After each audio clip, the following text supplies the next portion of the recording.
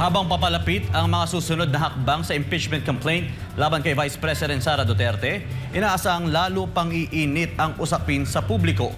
Ayon kay Attorney Tranquil Salvador, dating defense lawyer sa Corona impeachment trial, malaking papel ang gagampanan ng social media, mainstream media at opinyon ng taong bayan sa magiging direksyon ng kaso. Si Prince Tripoli sa report. Sa panayam ng SMN News, sinabi ni Attorney Tranquil Salvador na posibleng mas tumindi pa ang banggaan ng magkabilang panig kaugnay sa impeachment complaint laban sa Vice Presidente bago pa man sumapit ang unang bahagi ng Hulyo. Anya, kapansin-pansin ang paglabas ng samot-saring impormasyon na tila layuning maipaliwanag sa publiko ang proseso at mga aligasyon sa naturang kaso. Sa tingin ko, itong usaping ito ay mag-iinit pa hanggat sa pagdating ng July 6. Kasi kung maobserbahan ninyo, tingnan muna natin yung mga nangyayari bago darating ang petsang yun. Umiinit o umiigting yung usapin nakita nyo. Or makikita nyo rin na parang sadyang pinalalabas ang information. Makita nyo, no? So talagang nagbubungguan yung magkabilang panig.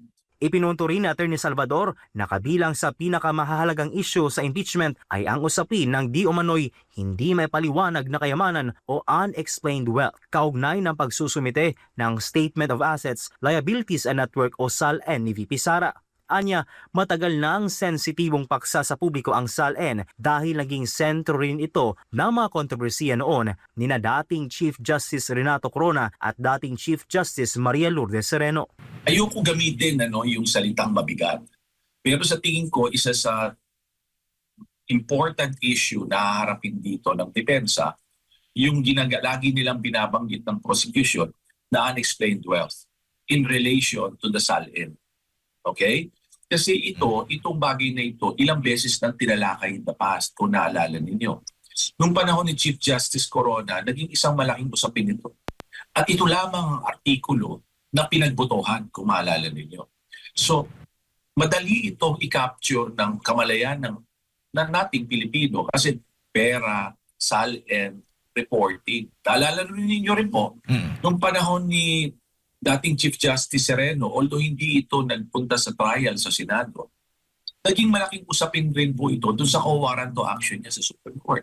Samantala, sinabi rin ni Attorney Salvador na malaking hamon para sa kampo ng Vice Presidente ang paglilinaw ng kanilang panig sa gitna ng dagsa ng mga impormasyon at opinyon sa cyberspace. Dagdag pa niya, hindi makakaila na maapektuhan din ng sentimiento ng mamamayan ang mga senador na magsisilbing hukom sa impeachment trial dahil pawang mga politiko rin ang mga ito. Sa ngayon, patuloy na inaabangan ng publiko ang magiging susunod na hakbang ng Senado at ng kampo ni VP Sara Duterte habang patuloy na nagbabantay ang bansa sa kahihinatnan ng isyong ito. Para sa Diyos at sa Pilipinas kumahal, Prince Tripoli, SMN News.